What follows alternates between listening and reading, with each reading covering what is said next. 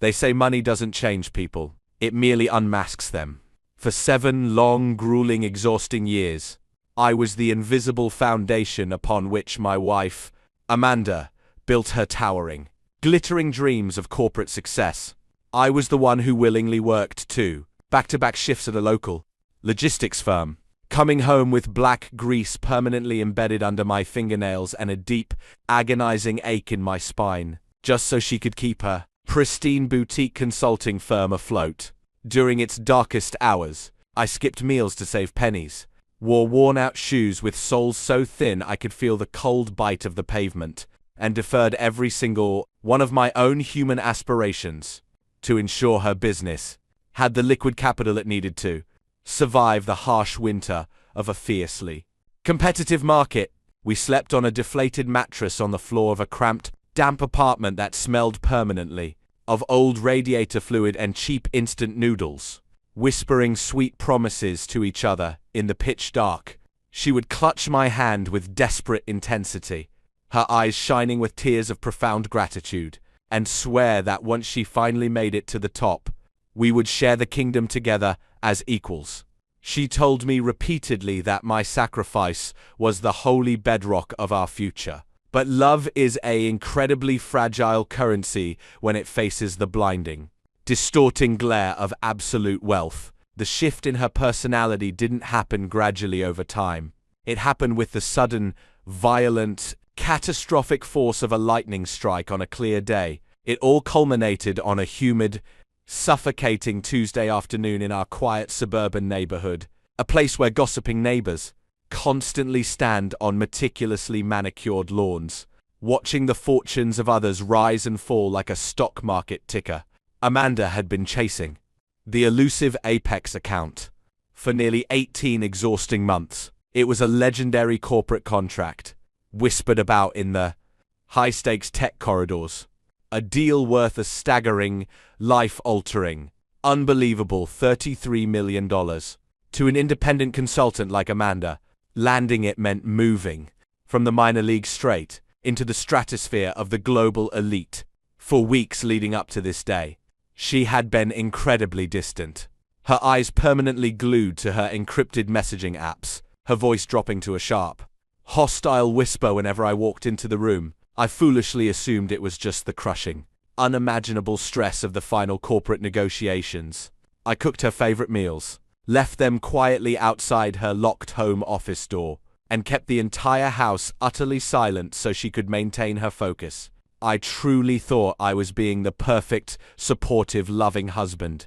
I didn't realize I was merely a ghost in a house that was already being systematically sold out from under me. The explosion happened right on our front walkway, as captured perfectly in the stark, heartbreaking reality of image.png.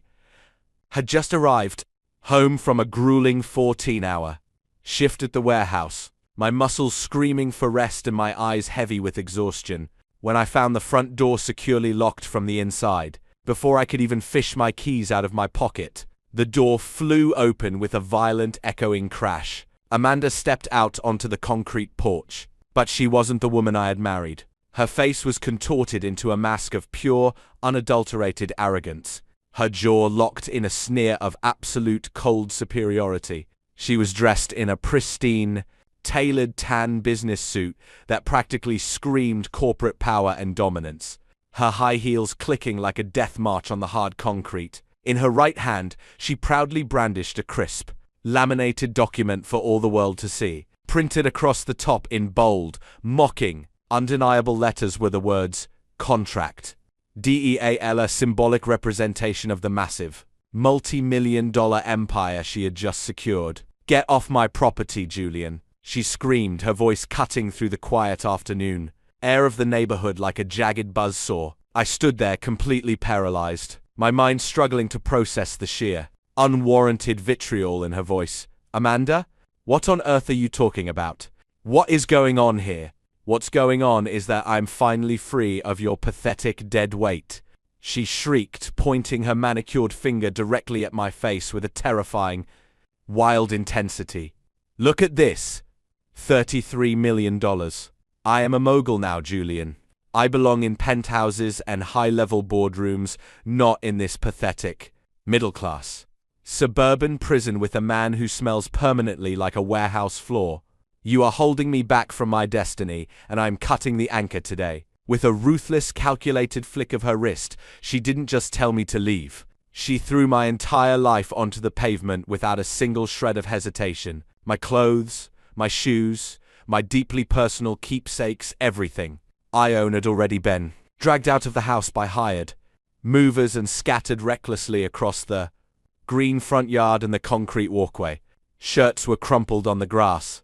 Jackets were tossed carelessly over manicured bushes, and my single suitcase sat open and entirely empty at her feet. As explicitly shown in image.png, the public humiliation was absolute.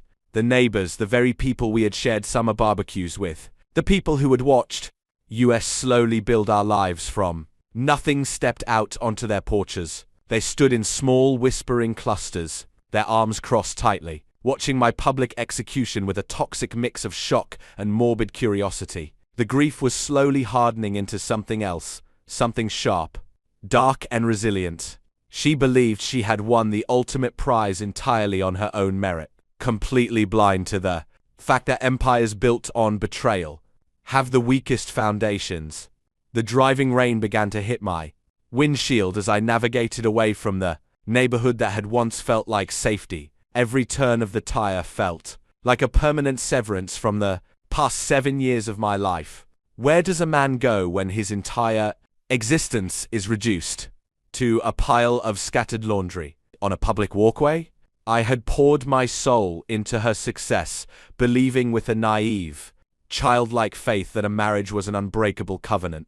I remembered the nights I stayed up late helping her format her business proposals, analyzing data structures using the basic logistics training I had acquired over a decade of hard labor. I remembered the exact moments she doubted herself, when she wept in my arms fearing bankruptcy, and how I told her I would work a third job if it meant keeping her dream alive. All of those memories now felt like poisoned daggers turning in my stomach. The humiliation captured in image.png wasn't just a moment in time. It was a total rewiring of my reality. I was no longer Julian, the supportive partner. I was Julian the discarded, the fool who had mistaken a vampire for a soulmate. I checked into a cheap, roadside motel on the industrial edge of the city, the neon sign buzzing fitfully through the cracked window, casting long, crimson shadows across the peeling wallpaper. I sat on the edge of the squeaking bed, staring at my grease-stained hands, the neighbor's stares, Amanda's pointed finger, the cold weight of the laminated paper. It all swirled in my mind like a chaotic storm, but amidst the wreckage, a quiet, dangerous clarity began to form. I had nothing left to lose, and a man with nothing left to lose is the most dangerous entity on earth. The days that followed that public crucifixion were an agonizing blur of numb despair and raw, primal survival. I slept in the cramped back seat of my old, beaten-down sedan for the first 3 nights, staring blankly at the stained ceiling upholstery, wondering how a human being could transition from deep, passionate love to utter malice in the span of a single afternoon. Amanda's high-priced lawyers were absolutely relentless. Within 48 hours of the incident, I was served with a massive mountain of legal documents designed to completely isolate me from any assets we had ever shared, because the consulting firm was solely registered in her name, and because I had foolishly poured my hard-earned cash directly into her business accounts without formal contracts. Her legal sharks argued that I was entitled to absolutely nothing. They treated my 7 years of financial and emotional support as a voluntary marital contribution. I was being systematically erased from her history legally and socially, as if I had never existed. By the 5th day of this living nightmare, I was sitting in a dimly lit, run-down diner on the industrial edge of the city, staring blankly into a cup of lukewarm black coffee. My phone, which had been blissfully silent for days, suddenly buzzed with an incoming call from an unknown, restricted number. I almost didn't answer it, fully expecting another aggressive warning from Amanda's legal team. But a strange, powerful, unexplainable intuition urged me to swipe the screen. Julian, a voice spoke from the receiver.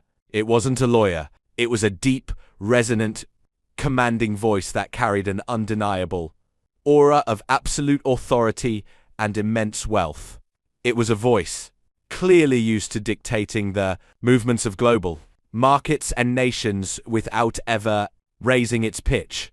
I watched what happened to you on that lawn. I watched the woman you built up tear you down.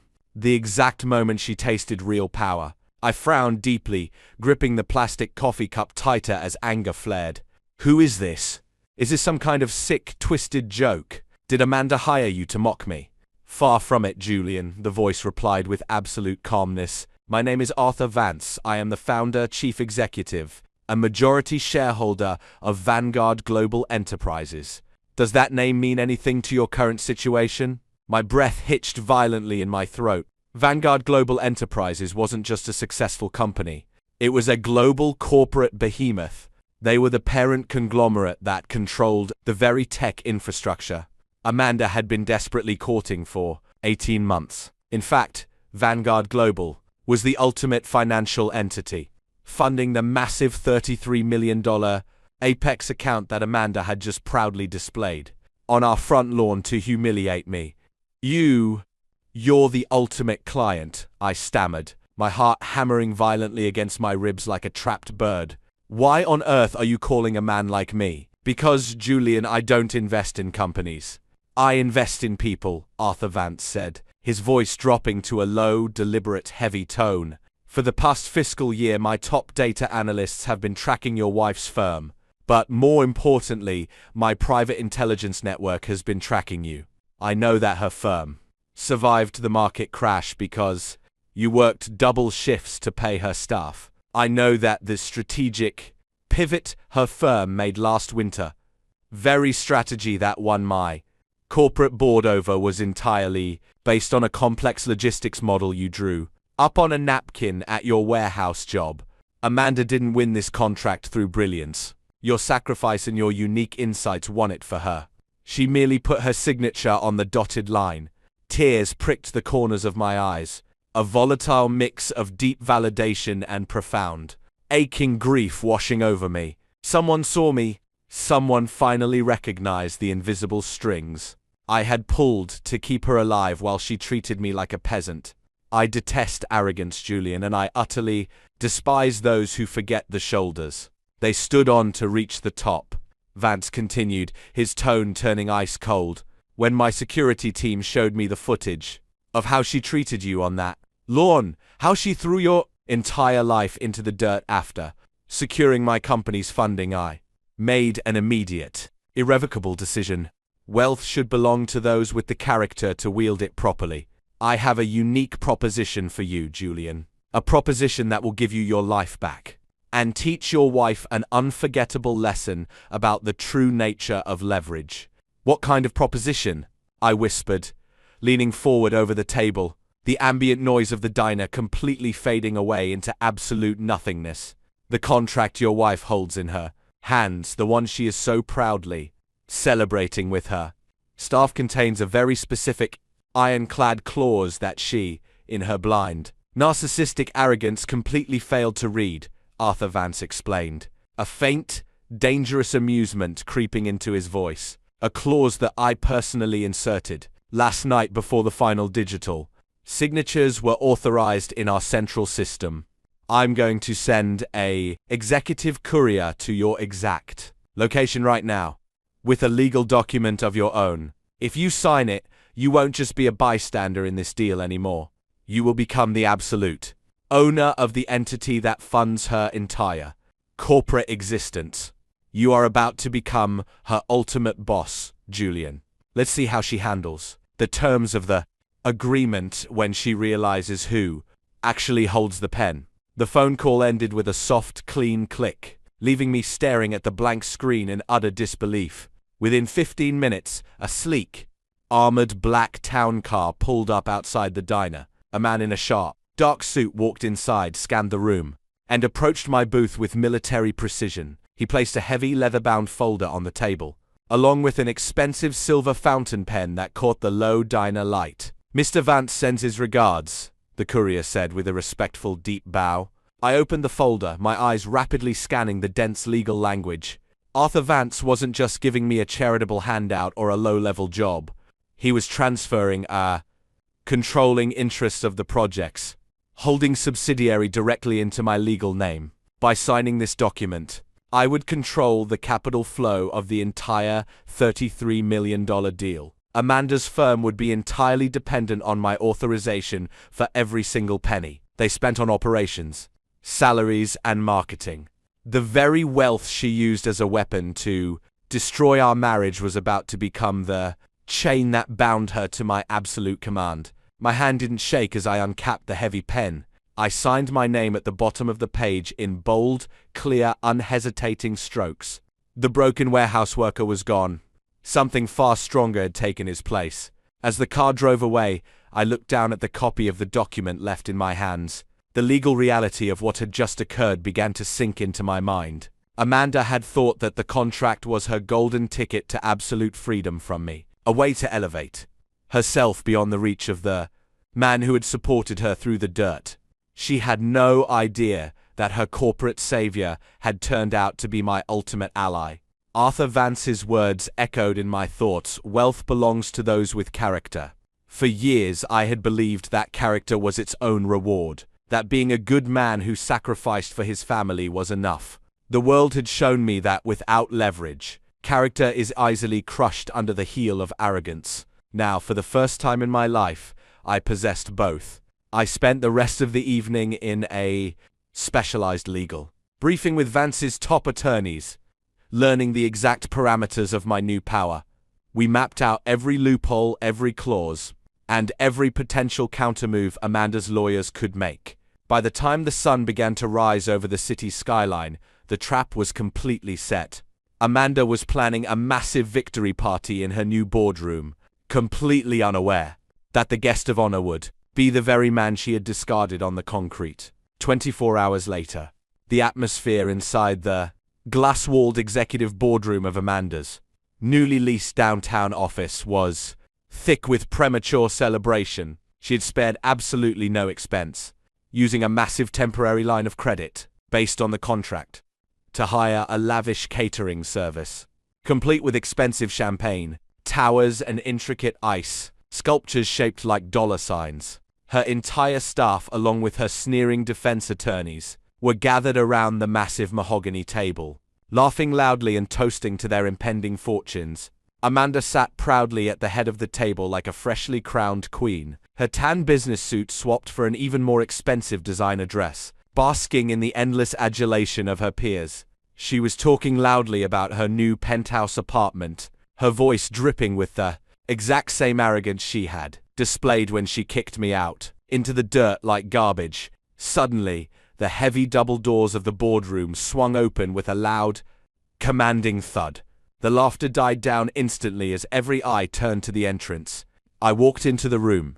I wasn't wearing my warehouse uniform, nor was I the broken, weeping man kneeling on the concrete as depicted so clearly in image.png. I was dressed in a flawless, bespoke charcoal suit provided by Arthur Vance's personal Italian tailors, my posture perfectly straight, my expression entirely unreadable. Behind me walked two senior legal representatives from Vanguard Global Enterprises, carrying heavy, leather-bound briefcases and looking like grim reapers in corporate suits. Amanda stared at me, her face twisting rapidly from shock into immediate, venomous, unrestrained rage. She stood up so fast her expensive chair screeched loudly against the polished marble floor. Julian, how dare you show your pathetic face in here? I told you explicitly you are nothing to me. Security. Someone get this broke loser out of my building before I have him thrown in jail for criminal trespassing. I wouldn't call security just yet. Amanda, I said, my voice incredibly calm, echoing with a quiet, undeniable authority that caught everyone in the room off guard. You might want to take a much closer look at the contract you've been arrogantly parading around the city. Amanda let out a loud, mocking laugh, looking around the room at her colleagues to elicit their support. The contract? You mean the $33 million deal that just made me one of the most powerful women in this entire industry? The contract that explicitly states my firm is the sole executor of the project? You can't touch it, Julian. You're a nobody who belongs in the dirt. Open the folder, Amanda, one of the Vanguard lawyers said, stepping forward with an icy demeanor and placing a freshly minted legal addendum directly on the mahogany table. Open the master contract that was finalized in our central system at 5 p.m. yesterday. Read section 14. Clause B, the specific part you digitally signed without reviewing because you were too busy throwing your husband's clothes onto a front lawn for amusement. A sudden, uneasy, suffocating silence fell over the entire room. Amanda's confident smile faltered. She looked over at her lead attorney, who was already frantically pulling up the master document on his corporate tablet. Amanda reached with trembling fingers for her own physical copy of the contracts, the very document that had filled her with such destructive, narcissistic pride on our front lawn. With shaking hands, she flipped through the heavy pages, her eyes scanning down to the newly activated legal clauses at the bottom. As her eyes hit the text, the color completely and utterly drained from her face, leaving her as pale as a corpse. The smug, arrogant expression she had worn for days instantly evaporated, replaced by a look of sheer, paralyzing, unadulterated horror. She froze completely, her breath catching violently in her throat, her eyes widening until they looked like shattered glass.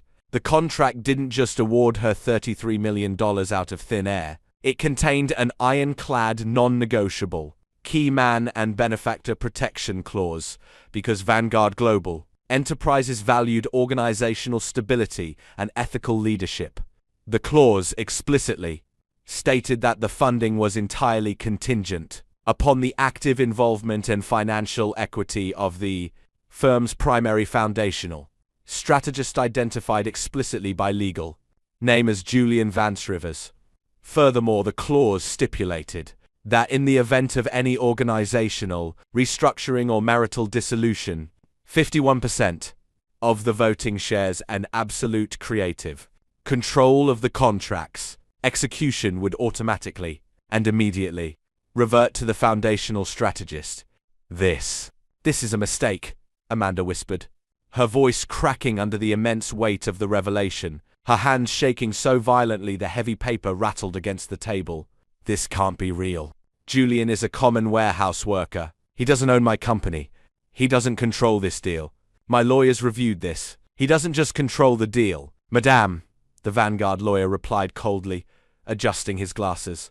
As of yesterday afternoon, Mr. Julian has been officially appointed as the Executive Vice President of Project Oversight for Vanguard Global. He is the sole administrator of the $33 million budget. Your firm works for him now, and if he decides your services are no longer required by the parent company, he has the unilateral right to terminate this contract immediately, leaving your firm completely bankrupt and liable for all initial credit lines you've already spent. Amanda collapsed heavily back into her executive chair, staring up at me in absolute, paralyzed, horrified disbelief. The tables hadn't just turned. The entire room had been flipped upside down. Her high-priced attorneys dropped their tablets onto the table, their faces entirely pale as they realized they had been completely outmaneuvered by the ultimate power in the corporate world. The celebratory music died. The catering staff stood completely still in shock, and the absolute silence of the room became a heavy, crushing weight that shattered Amanda's fragile pride into a million pieces. She looked at the signature on the page, then up at me, finally realizing that the man she had publicly humiliated on a suburban lawn held her entire future, her reputation, and her soul in his hands. The silence in the executive boardroom was absolutely deafening, heavy enough to suffocate anyone who dared to speak. The colleagues and sycophants who had just been loudly toasting Amanda's corporate brilliance now shrunk back deeply into their leather seats, completely avoiding her eyes, terrified of losing their own high-paying jobs in the massive legal fallout. Amanda sat there utterly frozen, looking up at me with the exact same desperate, pleading expression that I had worn on the concrete walkway just days prior. When she destroyed my life, the great wheel of karma had spun with terrifying cosmic speed, and she was now being completely crushed underneath its weight. Julian, she stammered. her voice reduced from a royal shout to a pathetic, desperate, childlike squeak. She reached her hands out toward me over the mahogany table, mimicking the very gesture of pleading I had made in image.png, trying desperately to find a spark of the gentle, compliant, forgiving husband she had exploited for 7 long years. "Julian, honey, please, we can talk about this like adults. It was all a massive, horrible misunderstanding. The stress of the deal, it made me completely crazy. I didn't mean a single word of what I said on the lawn. I was just overwhelmed by the numbers. We're a team, remember? We built this entire empire together from nothing." I looked down at her from the head of the table, my expression entirely devoid of anger or malice, replaced only by a profound, chilling, absolute indifference. "A team, Amanda? That's certainly not what you said. When you were throwing my life into the dirt for the neighbors to see, you said your superior brain built this. You said I was an anchor holding you back from greatness. You said I belonged in a warehouse because I smelled like hard work. I was wrong.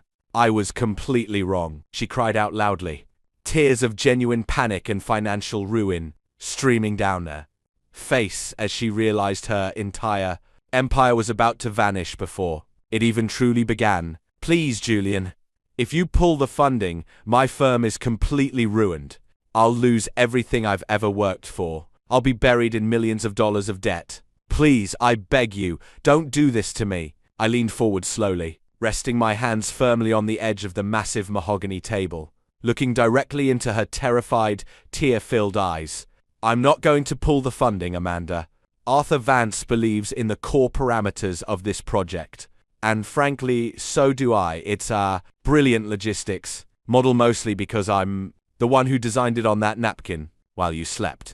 A sudden, desperate wave of intense relief washed over her pale face, and she began to form a small smile, foolishly thinking she had successfully manipulated her way back into control of my heart. "Oh, thank God. Thank you, Julian. I knew you still loved me deep down. But," I interrupted sharply, my voice dropping to a razor-sharp whisper that cut her off instantly like a blade, "you are no longer the chief executive officer of this project or this firm.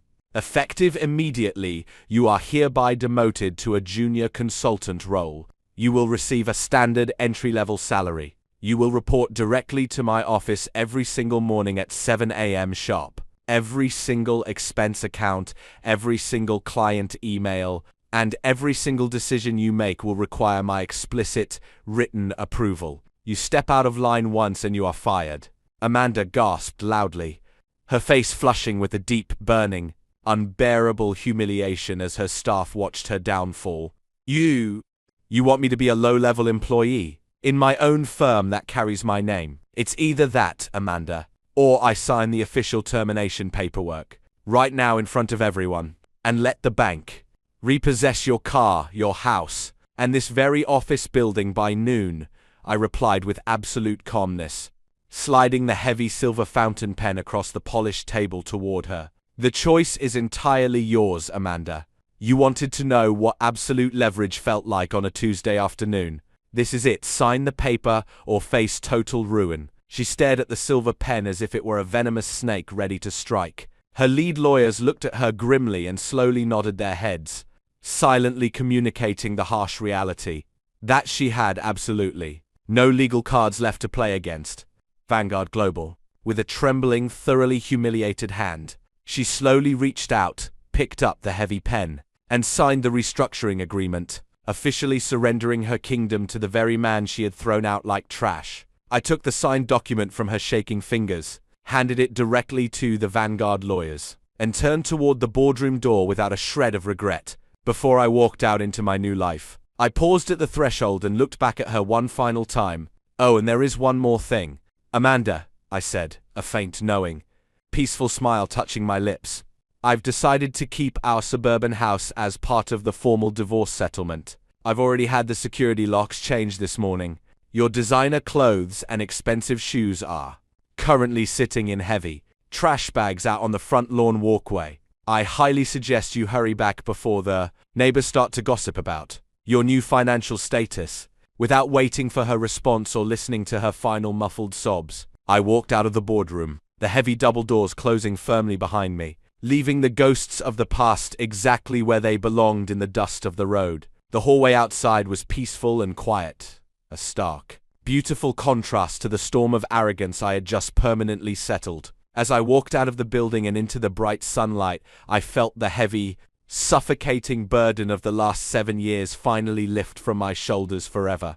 The wealth didn't matter to me nearly as much as the complete restoration of my human dignity. Amanda had sought to destroy my soul to elevate her own status, but in her blind, reckless ambition, she forgot that true power isn't found in a contract, a title, or a tan business suit.